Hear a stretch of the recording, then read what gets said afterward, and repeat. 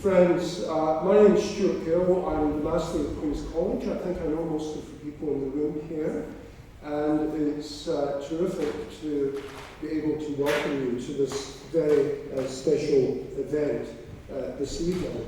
I think it was billed as our annual Indigenous Oration, although it's going to be slightly different in format this evening. But I'm very grateful that we've got Professor Marcia Langton with us, because the first Indigenous Oration that we did, Marcia was the speaker. Before we get started, I would like to acknowledge that we do meet on the land of the Wurundjeri people of the Kulin Nation. This is unceded land, and we pay respects to elders past and present. And one of the things that struck me with our Vice-Chancellor, who's about to leave us, Dr. Masco, is that whenever he does this, he always talks about the importance of people meeting in this part of Nam where they would enjoy community together, they would sit together and enjoy food and fellowship, and they would exchange not just information but wisdom and knowledge. And we do that within the colleges as we come together, as we share together, as we eat food together, and we do all of these things, I hope, tonight. So we're following in a tradition that's not just over 100 years old, but something that is thousands and thousands of years old with the ancient people of this land, the First Nations people. We're here to discuss this evening a very important book, Dhoombak Goobgoowana, Truth Telling. It examines the University of Melbourne's story in a way that's sometimes troubling and complex. I was just saying to one of the editors earlier that it wasn't quite right to say that I enjoyed reading this book. I did find it at times quite disturbing. But it's an important story to tell about the university's institutional and historical relationship with our Indigenous people. Tonight we're going to be looking at the first of two volumes, and it was a monumental task for the editors. Volume 1 addresses place, human remains, settler colonial knowledge, and Indigenous knowledge. And it points towards the actions that the university is taking and plans to take. They're on a journey at the moment, and I think, I hope that we'd all agree, going in the right direction. There are a number of other people that I'd like to acknowledge tonight before we come to introduce the editors. Professor Barry Judd was going to join us, and I hope might still join us this evening, who's played a central role in this work, and some of his predecessors, Professor Sean Ewan, who's been a previous orator on one of these occasions, Professor Ian Anderson, going back further, Professor Richard James from the Centre for the Study of Higher Education, then a Deputy Vice-Chancellor. And I've mentioned already the encouragement of the Vice-Chancellor, Professor Duncan Masco.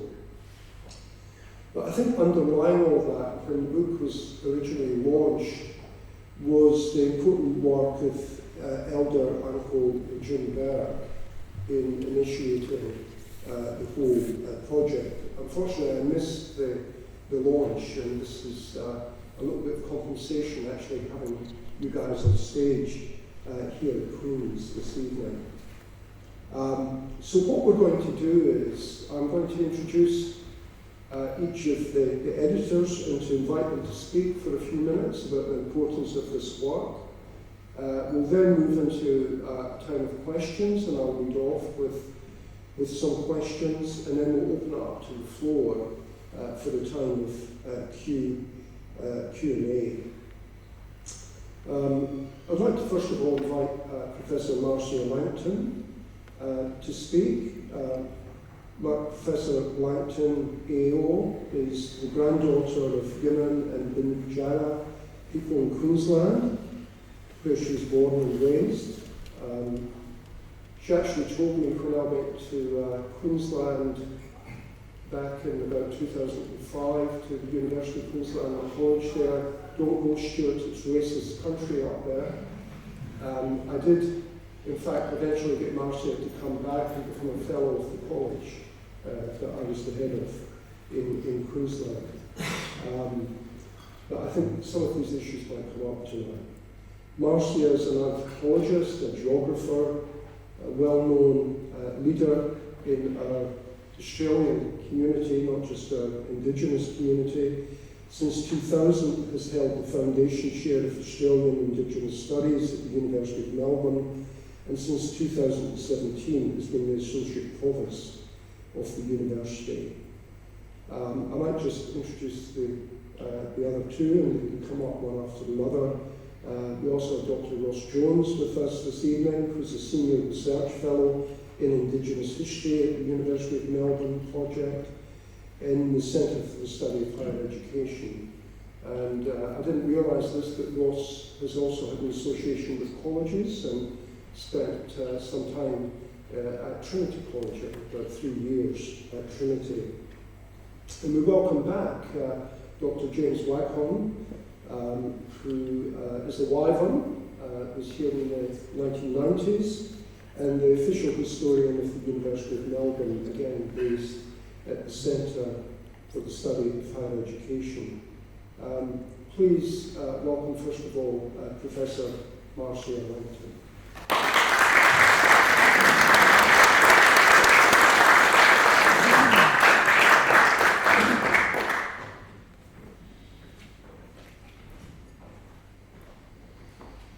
Thanks very much, Stuart.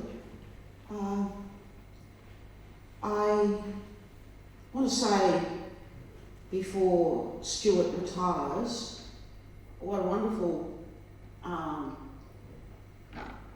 colleague he has been for many, many years. In fact, it was Stuart and Claire Puller, when they were at Trinity College, who initiated Indigenous scholarships in colleges, and they invited me to give them a hand, so I turned up whenever I had time. And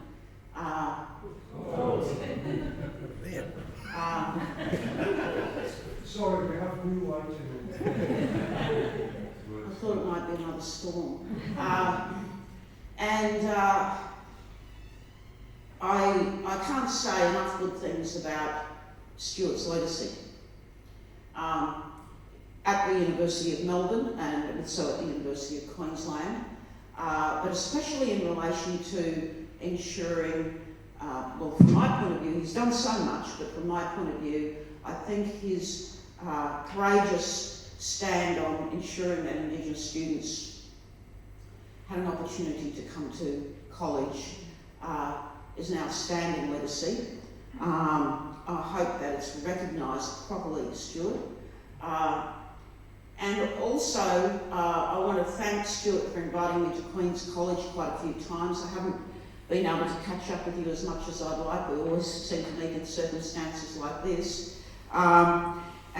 Stuart asked me to give the first Sugden Indigenous Oration, and now I'm giving, I'm involved here in the last one, so I'm bookending his time with the Sugden Indigenous Orations. Again, he initiated that.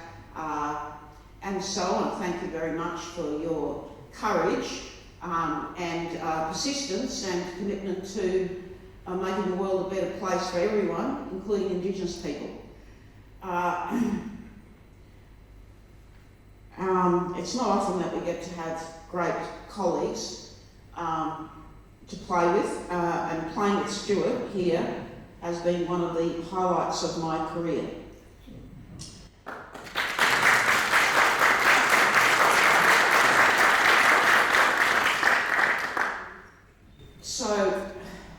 Stuart's acquainted you with this book, and I just want to acknowledge the traditional owners who are acknowledged in this book in a very proper way. So let me just say a few things about the book. So the editors, Ross Jones, James Waghorne and myself, were lucky enough to be brought together under the Truth Telling and Justice Initiative of the university. This commenced at a university leadership conference to which Uncle Jim Berg had been invited. And he has a wonderful way with words, and he's able to convey in a very old-fashioned Australian way a sense of justice, a sense of the world we live in, that makes you feel as if, you know, to question him would be to question God. He's an extraordinary person. It was Uncle Jim, who litigated against the university to force the university to repatriate human remains collections. That's all recounted in this book. And at the conference, he pulled out his trusty old carpenter's tape, you know, one of the big ones, and he stretched it right across the 10th floor of the Woodward Centre to show by analogy how ancient his culture was as compared to the culture of most of the people in the room. And not just culture, but Indigenous knowledge systems. And, you know, he made such an impact that it was, as we were talking at the end, that this idea of doing a history of Indigenous Australia and the University of Melbourne came together. And Ross Jones was invited to lead this project. As I understand it from Ross and James, they wrote to everybody who should be written to in the university community, inviting chapters, and I think we got about 90 contributions, is that right? 70. Now, I hope somebody is here from the Faculty of Law, because they have to be called out. It's the only faculty that didn't contribute a chapter. So, and it's kind of too late, so maybe some of you should all get together and get them to, you know, come up with some idea in the future, because surely, if anything, the interaction of the Australian legal system with Indigenous people, and especially the involvement of the University of Melbourne, ought to be subject of the University of Melbourne history. In any case, I was lucky enough to work with Ross and James. I don't always say that at midnight when I'm trying to finish something, but I'll say it here. I'm still in a good mood. But this book, now, I've had a look, a good look, and there is nothing else like it in the world. Now, why do I say that? Because there is no other university that has investigated its own history with the Indigenous peoples of the nation where it was established. Now, the University of Melbourne's #1 in Australia, always in the top 40 in the world. So it's fitting that it was the University of Melbourne that resolved to examine its history with Indigenous Australia. And the book, as Stuart reminded us, is divided into 4 parts: place, human remains, settler colonial knowledge, and Indigenous knowledge. And on that, I just want to ask you to have a good close look at the cover. I'll just tell you a little bit about the cover, because it goes to this question of Indigenous knowledge and its role in creating this university and its legacy. There's a wonderful chapter by Rowan Long and Ross Jones called The Invisible Collectors on this, but just to explain the cover to you, which I think is tremendously important. The cover photograph shows the members of a 1901 expedition through Central Australia, led by Frank Gillan, seated left, and Baldwin Spencer, seated right. To the rear stands Mounted Constable Harry Chance. Beside these two white men are two Aranda men, Elekilika to the left and Purunda to the right. We have used this image to represent the unacknowledged participation of Indigenous people in the activities of academics in the university's history.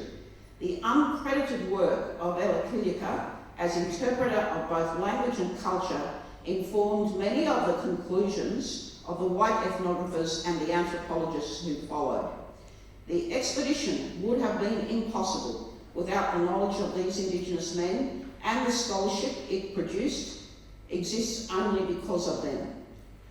Today at the University of Melbourne, we pay respects to elders past, present and future, and acknowledge the importance of Indigenous knowledge in the Academy. And I say, if anybody is on the naming committee, or has a friend who's on the naming committee, these men should have important places in the university named after them. So I don't want to take up too much of your time, just to say that I did contribute to, I think, 3 chapters in this book, or 3 chapters overall, but I particularly want to acknowledge the excellent leadership of Ross Jones and James Waghorne in bringing this remarkable book to you. I recommend it highly. If you have any association with the University of Melbourne, you should read it. You will find original writing and theses in this book that will shock you, surprise you, and sometimes please you. It is a truth-telling book of extraordinary power, and I want to acknowledge also all the contributors because it was not easy to write much of this work, and the book should be regarded as an important Australian history. So we're on to putting together volume 2. Guess who's holding it up? Moi. I'm doing my best, but I'll stop there, and thanks very much for inviting me to your last Sugden lecture here, Stuart.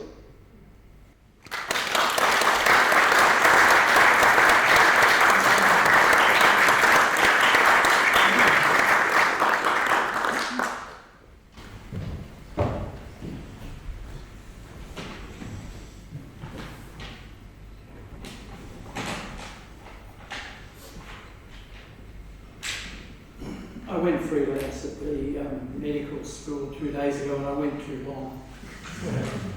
So to keep it into an enormous sort of amount of material into 5 minutes, because I think the questions are so important, I'm just going to talk for 5 minutes. And you've written a number of chapters in the second volume too, and which we're waiting for. No, they're very close. I know they've just been drafts.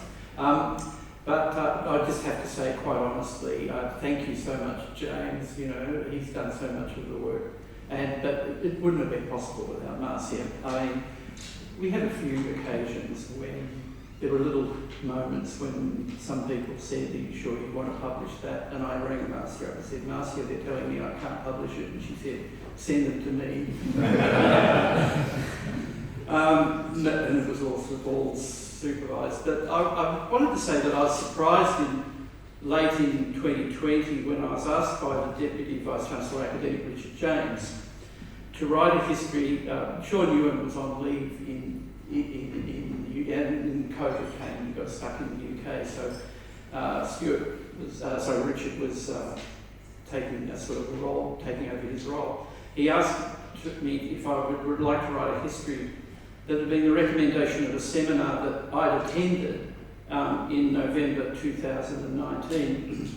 This had been convened for the senior management of the university to address the increasing concerns about the troubled history of the relations between Indigenous Australia and the university it was just nagging, eating away at the university and the fabric of the constant problems that kept arising. There was no brief at all. I had metaphorically a blank piece of paper and a pen. When I inquired why they weren't asking an Indigenous academic, because I was quite concerned about that, Richard replied that he could see no reason why Indigenous scholars should apologise to Indigenous Australia for the past misdeeds of old white men. I was to be the old white man. I want to say this because primarily this is a history of the university. It's not an Indigenous history. I'm happy to address that later. It's a history about what went wrong in the university and what went right. And the second volume will have a bit more of that. We immediately set up an oversight committee with Professor Sean Ewan, another lecturer here, who's the Pro-Vice Chancellor of Indigenous, as chair, and a majority of Indigenous members, which has just recently been dissolved because we've finished the second volume. Professor Judd chaired that committee. I was insistent from the beginning that it should be a multi-author work, and James and Marcia agreed. And we set about collecting our contributors. With James Waghorne, the university historian, and Marcia Langton as co-editors, a plan was prepared. This changed over time, but the essential meta-themes of truth-telling and voice provided our superstructure and the titles for 2 volumes. Within a few months, we had 30 contributors. By the conclusion, nearer 70, spread over 2 large volumes. First subtitled Truth. The first one, subtitled Truth, was published in May this year, and the second voice will be published in the first half of the second year. And the story about the publication and the volume and the size and why you can get a free copy if you download it over there is a story in itself, which I won't go into here, but it certainly was very complicated. The necessity of multi-authorship became a virtue, I felt, because it was important that it was not merely a reputational renovation of past histories written by a few specialist historians, but that it challenged the whole narrative that universities and such institutions create for themselves. Because, make no bones about it, the University of Melbourne was, and is in some ways, premised on race. It certainly was premised on race, I think, in the late 19th and early 20th centuries. This became clearer and clearer in writing the book. It was not something I thought of when I began.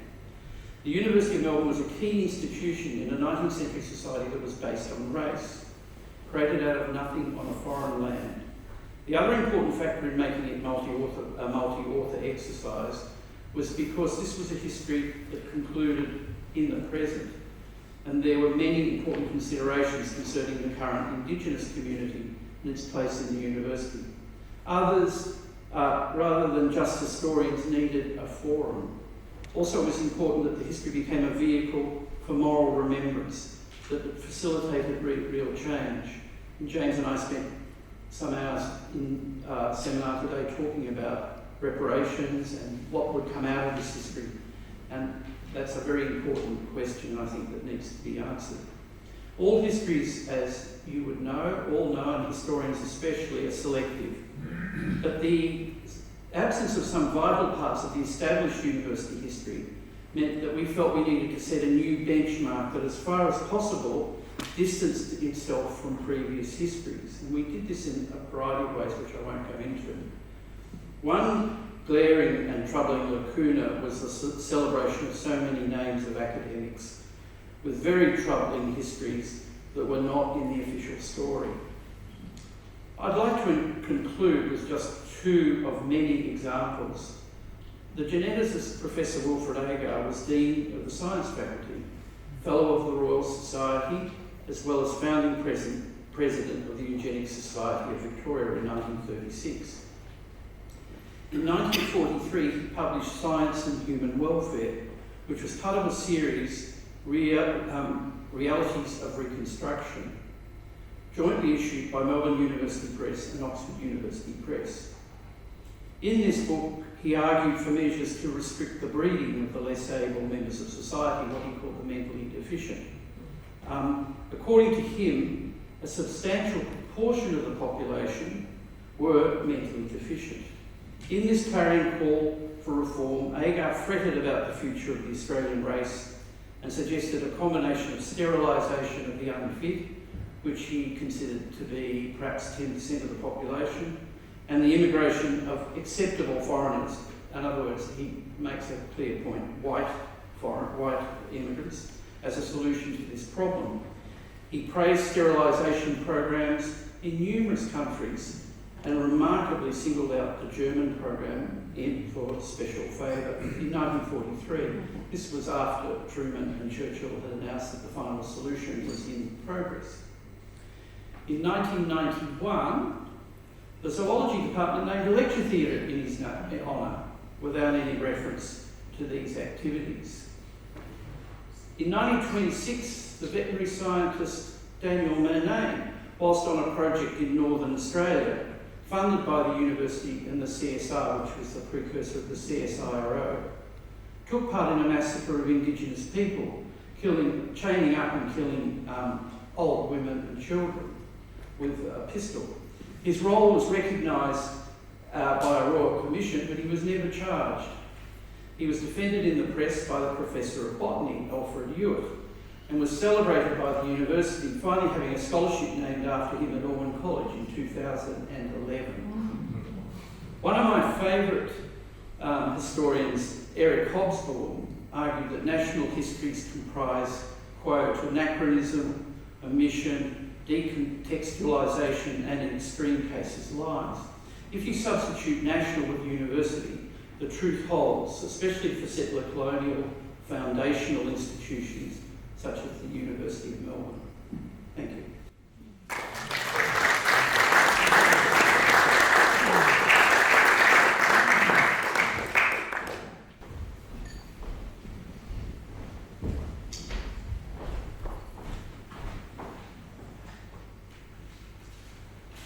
Well, thank you very much for inviting us here tonight to talk about this book. It's a great privilege that so many people are interested in this work, and it's terrific to see that it is going to have some impact and some reach, which is not always the case for histories of universities in my experience. This book, this project has been long needed. In my experience writing about interwar Australia and interwar universities, but not only interwar universities Australia, again and again you encounter a secret history. You hear that this person, did you know this person was actually also a eugenicist? Do you know that they had this racial component of their life as well? There was something problematic that affected all the things that they did. It influenced all the decisions that they made. But you had to really delve to find that information. If you read their biographies, very often you would find that these things had been politely stepped around, that they had been avoided, that they had been deemed by biographers, rightly or wrongly, but I argue wrongly, as insignificant departures, things that are better left forgotten. So this work is so needed to restore these stories and to strengthen our understanding. Sometimes I've heard this work described as a first step, and I think that's true in some ways, even at 350,000 words, which is the length of a Russian social novel in the 19th century. It only covers the University of Melbourne. It's aimed at a general audience, and much of its work serves to translate materials that have been widely published in academic settings, as well as to give full accounts of specific moments of activities. And it's provoked shock certainly among non-historians. But it's a discursive rather than instrumental work. The project allowed no processes, it had no terms of reference, there were no consultative committees and so on that would formulate recommendations for what to do next. And as Ross has outlined, its development was responsive rather than necessarily proactive. authors have had total freedom to explore the breadth of their topics. So it's even at 350,000 words over 2 volumes, it's still far from comprehensive. And a different approach might have produced a different work, perhaps one focused on individuals like Wilfred Agar, who is written through this book, but is not focused on, there's no recommendation about what to do with the theatre. In my 5 minutes, and I'm conscious of our time, I want to talk about 2 things that Dhoombak Goobgoowana introduces. The first is a tempering of the idea of universities as places of progress. Universities are often presented as leading informed debate, fostering democracy. Their science creates innovation. They're agents of social change.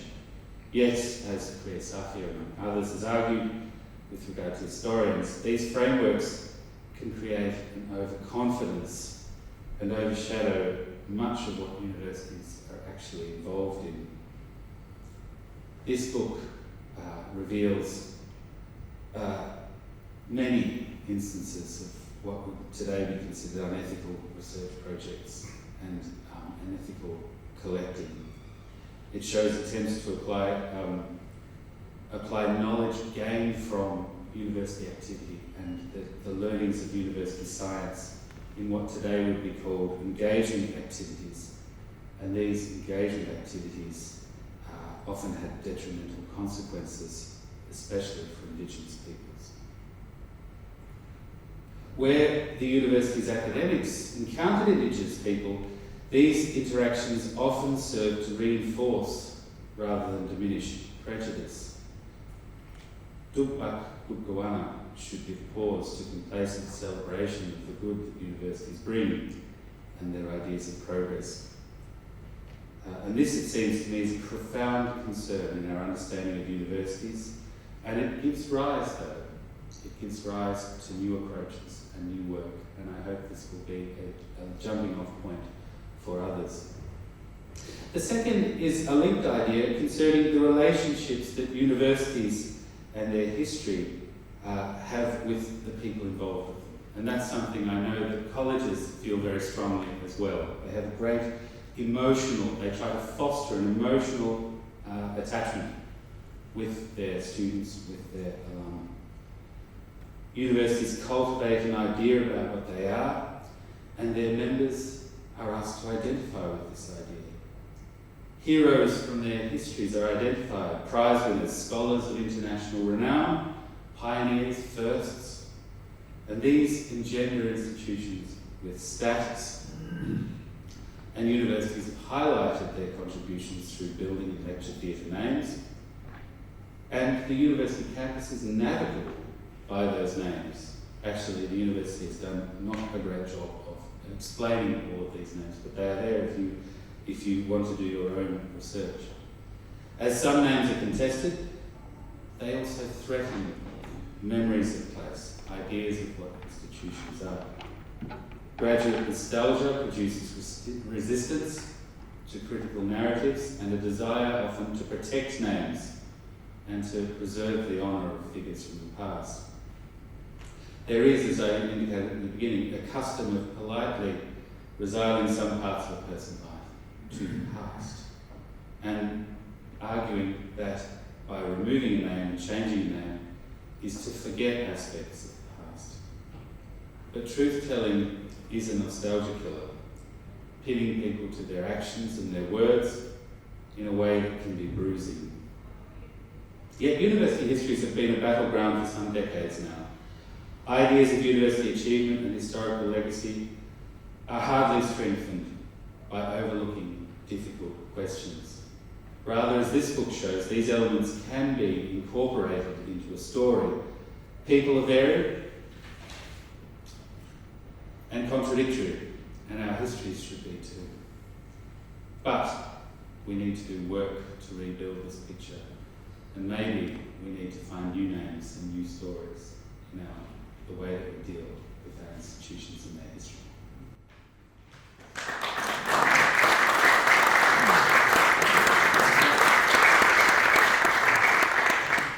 Marcia and Ross, would you come and join us.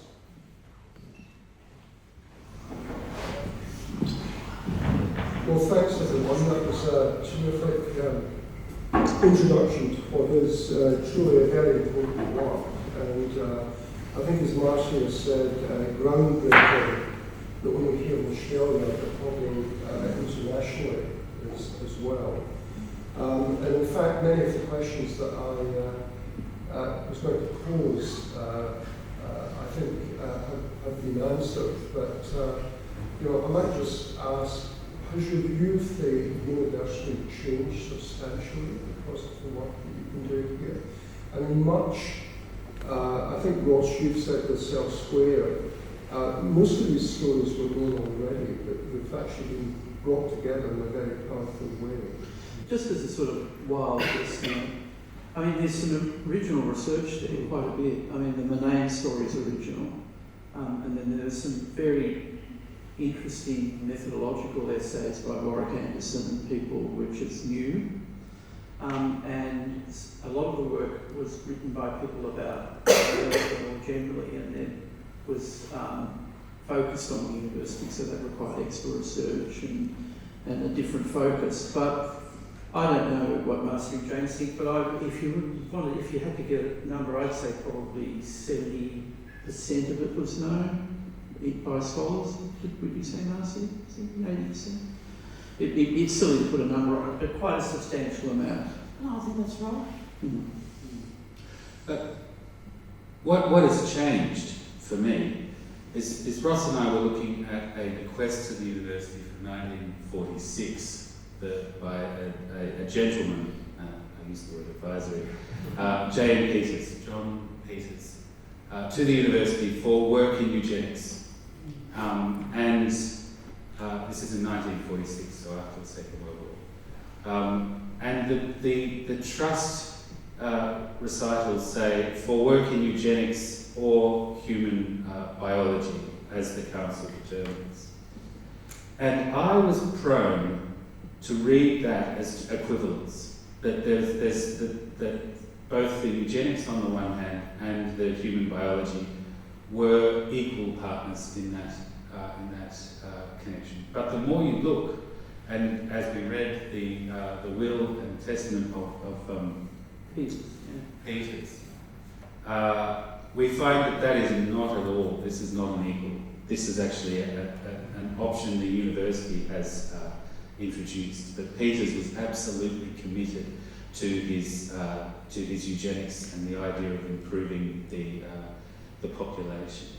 And all the way through this, because this is a rigorous process, and we have been committed to being fair, but frank and fearless.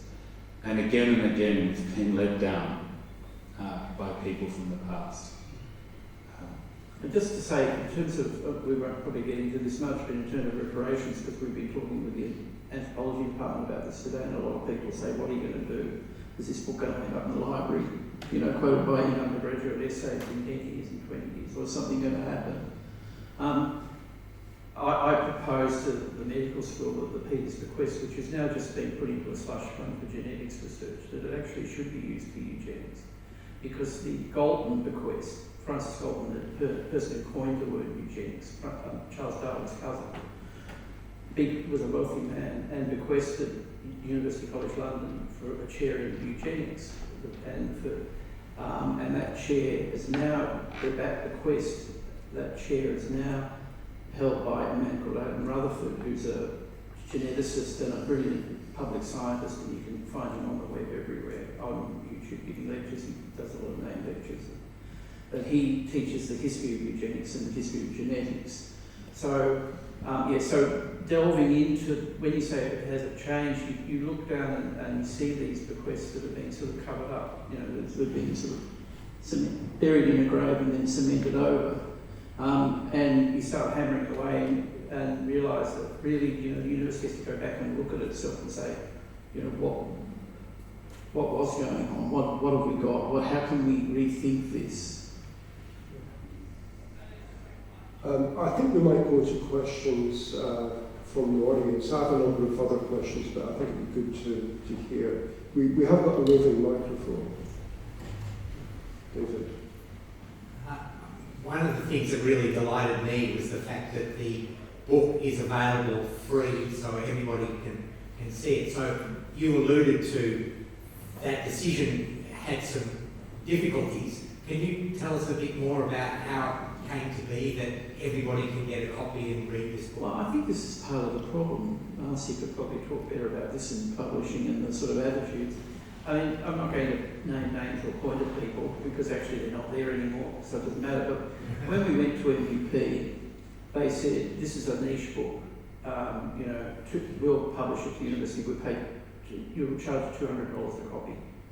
And we said, are you joking? I think I said 300, didn't It I? was some astronomical and some. And we said, this is a truth-telling exercise. The university, apart from the fact that it sort of irritated us, it was, this was going to make the university look bloody stupid. They'd be laughed out of court.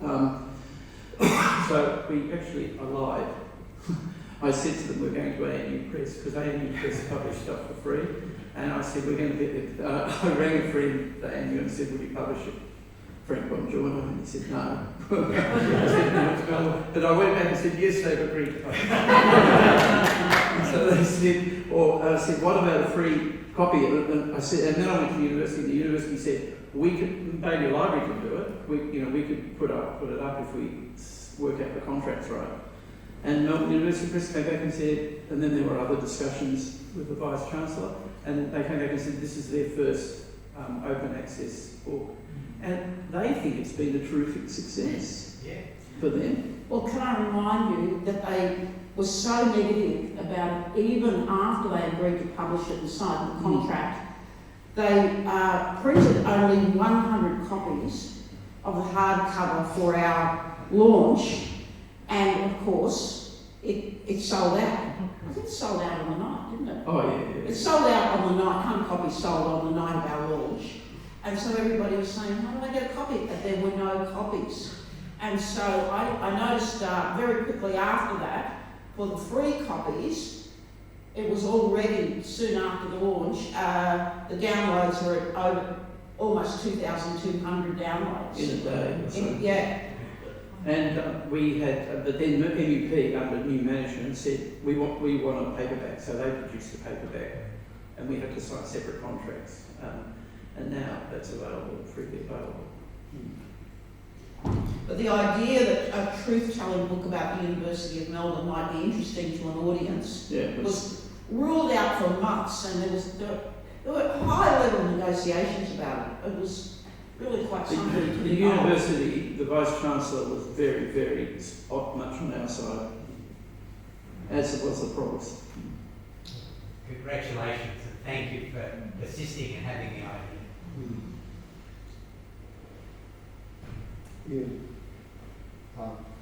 This has been a great presentation, and all power to you to actually producing what's been the most important work. A number of questions sort of run through my mind as you relate this, and the one perhaps I will focus on is for most of the history of the University of Melbourne, it was the only university in town, so it was the intellectual leader, of the Victorian community. And I just wonder, to what have you formed any views as you've compiled, the book? Is to what extent did the university actually reflect the attitudes of the time, or to what extent did the university actually shape, those in the actually shape those attitudes of the wider community? Well, okay, certainly. I'll make a start. I think that what we have found, and this is certainly something we've explored in detail in the introduction to the unpublished second volume here, but the university is an intellectual leader, and university professors have an outsized influence in those days when there were so few of them, and they are absolutely influencing public opinion. They are on the boards of various public institutions and elsewhere. But it comes back to the question, you know, you could answer this question in a way about thinking of the university as an institution. Because all of the people we're talking about, including people like Richard Berry and Wilfred Agar, they are meeting on the professorial board. So they are sitting next to other figures who are perhaps not in anatomy or in zoology. They are sitting next to historians who are taking up those ideas and applying them. So race science doesn't only extend to the sciences, but actually is picked up and transmitted and interpreted by other professors as well, who then bring that information out into the world through the books that they publish, through the way that their studies on things like, you know, geology or something in Central Australia includes a discussion about Indigenous people and the observations that a professor had with the few whom they met. And that's what, in my talk just now, I talked about how those encounters often reinforce prejudice rather than upset it. And that's partly because they're drive-by journeys, and then the gravitas and the amazing rhetoric of professors allows them to transmit that. And the university is hugely influential, as I'm sure you would understand. Yeah. Particularly, in a not so recent past. Yeah. Yes. Yeah. Well, David Goodman said to me, who he's written the chapter as a professor of history, wrote the chapter on the teaching of history, led to me, and this is not to let Melbourne, I'm not saying this to let Melbourne off the hook, but he said, he said to me, Lord, Melbourne's not that strange really, is it? I mean, you'd be hard pressed to find a university that wasn't teaching race science. No, you wouldn't find any, basically, in late 19th, early 20th century, which goes to the point of expert opinion. This is what scientists now call a discredited science. But if you look at the lists of the people in eugenics society in England and Australia, you've got Nobel laureates, you've got Maynard Keynes, you've got Winston Churchill, you've got Rupert Murdoch's father in the Australian one, you've got, Sir Peter McCallum's vice president, you've got the leading scientists of their time. So it makes a very blurry, it creates a very grey area between, expertise and pseudoscience. The first part of Agar's book, it's mainly about eugenics and making sure there are only white immigrants, and that we need to sterilise a whole lot of people who are normal because their grandparents have had some disability. The first part of the book was all about how Australia needs to become a scientific country after the war. Science is so important, we need to invest in science and research and development. And then the second part of the book was all about, and then we need to sterilise everyone. So, it's a sort of cautionary tale for research. Sure. Yes, thanks very much. I was disappointed to hear that the law faculty hasn't been very proactive in this area. I just noticed from my own reading that, for an example, Indigenous people were not given standing in the law courts in cases and trials associated with massacres, which seems to be a very one-sided approach to the law. But building on Ian's question about civic leadership, did Sir Edmund Barry's name emerge in any of your thinking? He was both very prominent in the university, in the law, and had an enormous influence on the way people thought about it in civic society. I just wondered if Reverend Barry, if you want to start, James, and then Marcia can talk. Marcia, you're an anthropologist, you know most about Barry, don't you? He was the first Chancellor. Yeah, and judge, right? Yeah, judge, yeah. And lawyer. Yeah, so, this book gave the law school a great opportunity to talk about the first Chancellor of the university, Redmond Barry, and it's right, isn't it? There's no contribution from the law school. Yes, basically, yeah. There's a fellow who's written from the law the Murnane chapter, Cable. Kate is actually a fellow of the She's a law school, fellow. but none of the law Okay, school. so correction, Kate Orty is a fellow, Not correction, but an Yeah. honorary fellow of the law school. Yeah. So, but you know, as I say, this book gave the law school a great opportunity. And it was because of the discussions about this book that I learned that Barry defended the two Aboriginal men who were brought over here, I believe, by George Augustus Robinson. And they were charged with murder, I think. And Barry defended them, and in his defence, and there's not much known about it, he argued the case for native title, and apparently was reported in the Argus. And I've tried up and down to find some record of this, you know, substantial record of his argument about native title, and I can't find one, but we haven't had time to talk about that. And then he became a judge, and he was, you know, one of the founders of the University of Melbourne. So this is a man who, you know, ran a case in defence of Aboriginal people who were both hung, I might say, you know, outside the old jail there. And he acted as a free counsel for Wurundjeri. He offered himself services free to any Indigenous people. And, you know, I more or less pleaded with people to write something about this at that first meeting. No response. Why would you pass up an opportunity like that to write about a founder of the university, a judge in the colony of Melbourne, who defended Aboriginal people? Wouldn't that give your law school a pretty good name?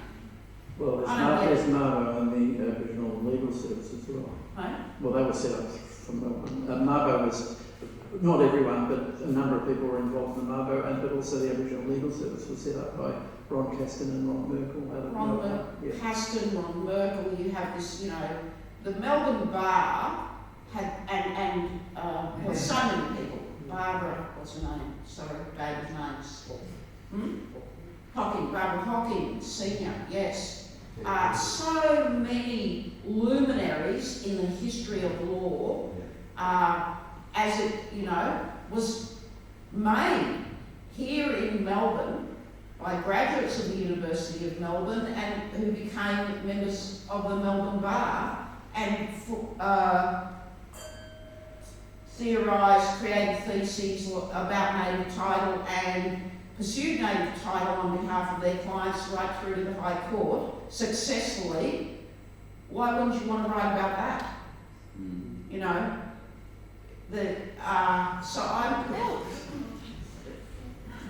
really, you know, personally disappointed that neither of our volumes will have accounts of that. But as I say, perhaps somebody can talk some sense into them, and you know, we might one day get another book in this series from some people from the law school. You know, I think the university itself ought to make more of the Redmond Bowery legacy. There's so many people whose names ought to be taken off buildings, not without plaques and, you know, a full account of why, what they did to explain why they're being removed from buildings, because, you know, take for instance, it's the Richard Berry building, right? So overnight, his name is taken off the building and a mathematician's name is put on it. And you will never know to this day that that was once, you know, if you're walking along Tin Alley, you'll never know that that was the Richard Berry building, and you'll never know why the name was changed. And that is not, you know, the dignified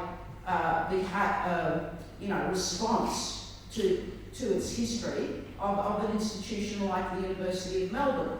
So we hope, you know, we've all discussed this, we hope that this book contributes to better practices in naming and unnaming.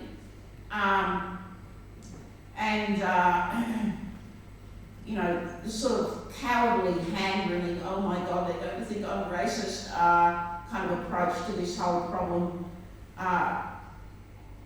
You know, I think people just need to ditch it, just stop carrying on. And you know, have some gumption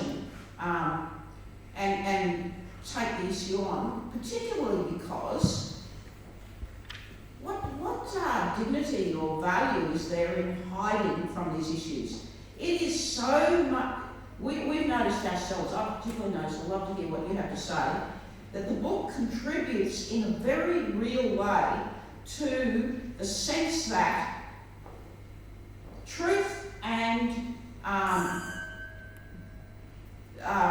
rigorous history can contribute to what people are calling transitional justice or transformative justice, and we see that with the Euro Justice Commission as well.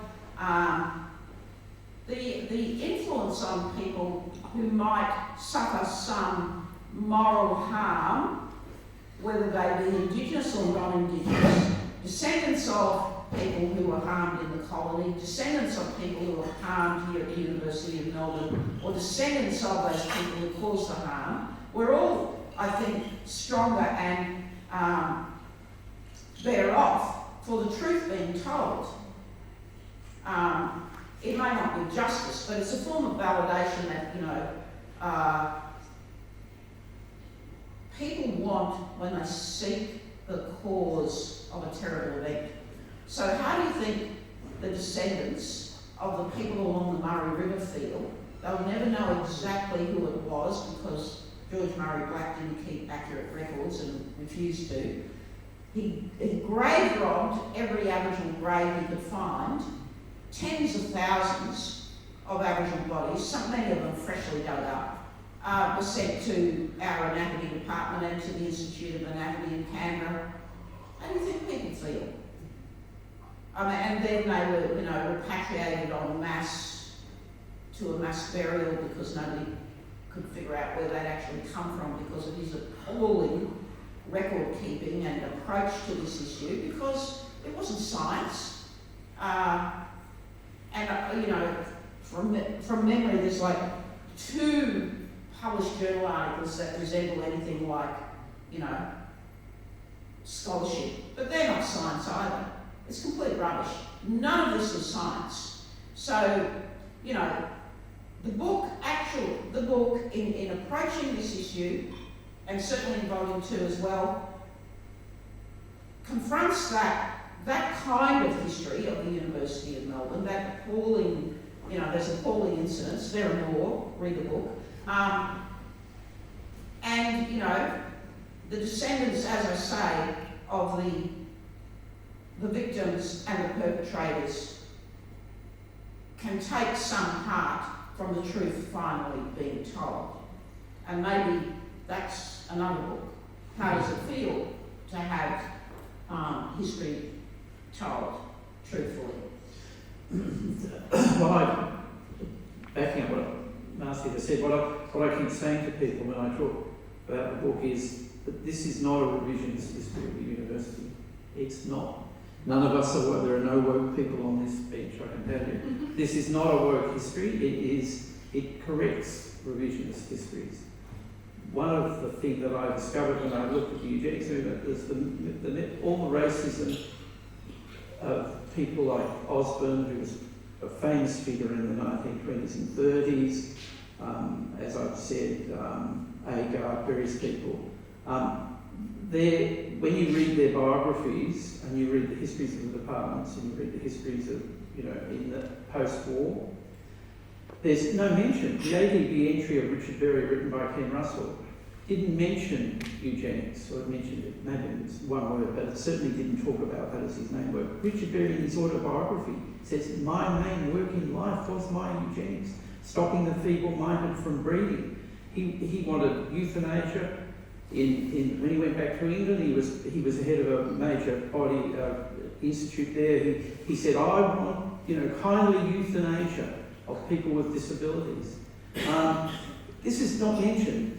None of this is mentioned. As I said, Agar, that's the thing that struck me. Agar gets a lecture theatre named after him. Nothing mentioned. We are not writing revisionist history, are we, Marcia? No. It's not revisionist history. It's good quality scholarship. Well, I hope it is. I know it is from other parts. There were a few rumbles as we were about to launch the book, with some descendants of people word had got around that, you know, certain names were mentioned in the book, and there was a bit of a rumble, and there were threats of defamation. And, you know, our defence, right from the beginning, to everybody in the university who told us, you know, are you sure you want to do this? And so on and so forth, was we stand by our scholarship. And of course, here we are today, some months after the launch.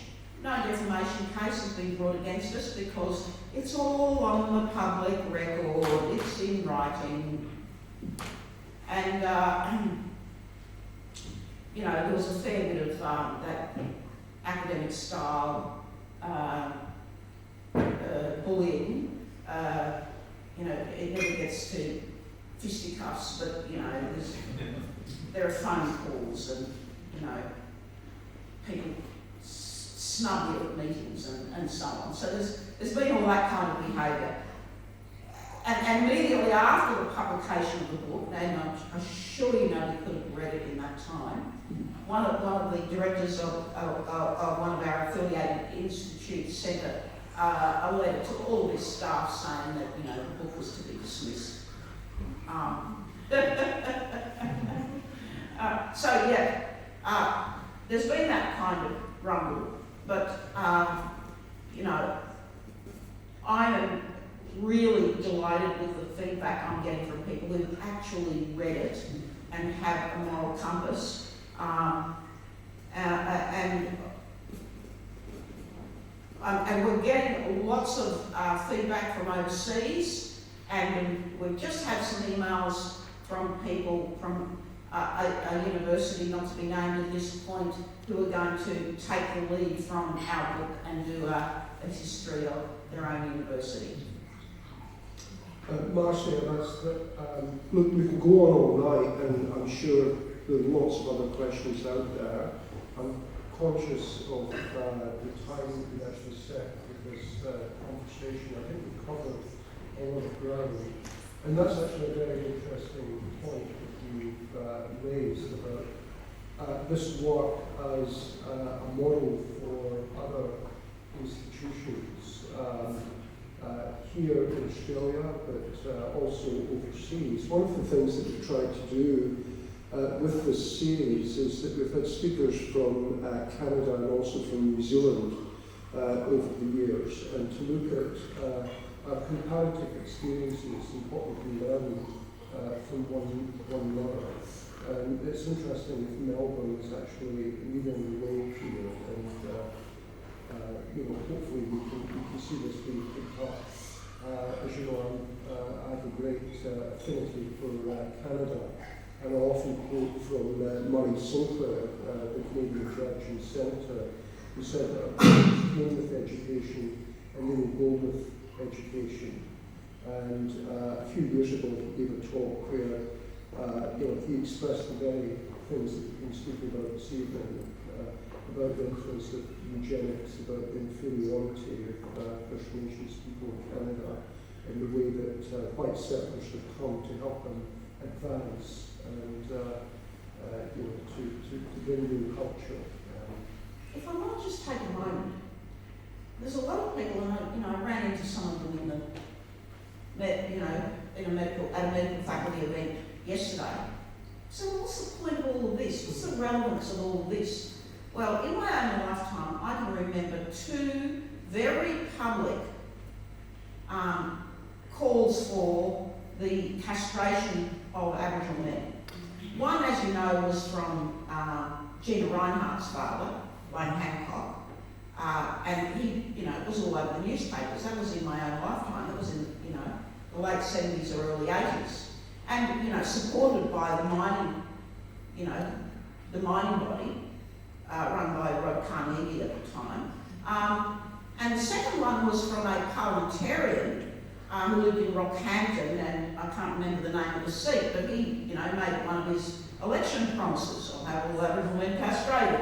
And he was from the Labor Party. And then, well, what's the relevance now? It's a couple of decades on. A young netballer playing in the team that was sponsored by Gina Rinehart said, I can't blame a team that's sponsored by Gina Reinhardt unless she apologises for what her father said. Gina wouldn't apologise, and she pulled the money from the netball team. So, that's in the last 12 months. So yeah, there is a resonance of all of this history in the present day, and I've just touched the surface of it. People still want to wear their blinkers and deny that this happened, and they'll still want to listen to Andrew Bott, who is I think our modern day eugenicist, whose mad theories, mad behaviour has been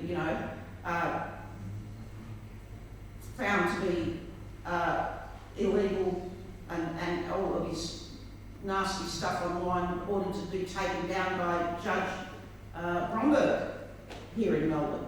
So there are present day consequences of of the racial science taught at the University of Melbourne and propagated by the professors. Thank you, everyone, for your contribution this evening.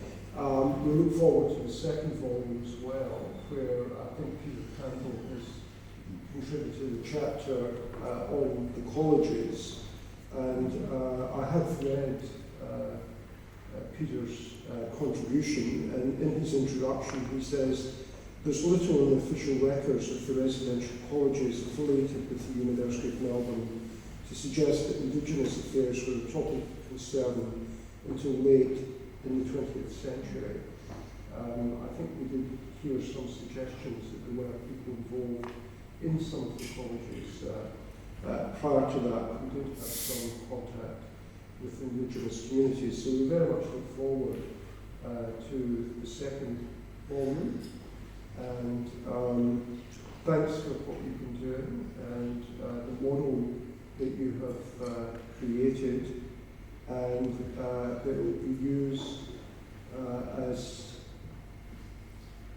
a model for hopefully university institutional histories here in Australia and around the world, and certainly it's a conversation starter, nothing else, on, as Murray Sinclair says, we need to have these conversations on the road to what we keep talking about, which is reconciliation, but where's the action in that? So hopefully this is the beginning of some action. Thanks everyone. I'd like to call upon one of our students to come and give a vote of thanks, Joel Priestley, who's one of our second year students, and then we can continue to share knowledge and wisdom over drinks and refreshments. Thank you, Stuart. Thanks everyone for coming. It was great hearing from the three panellists, Ross, James and Marcia, all very well-spoken people, all intelligent. I can't wait to get my hands on the book, give it a read, and yeah, I'll give these gifts to them. Thank you. Just a round of applause.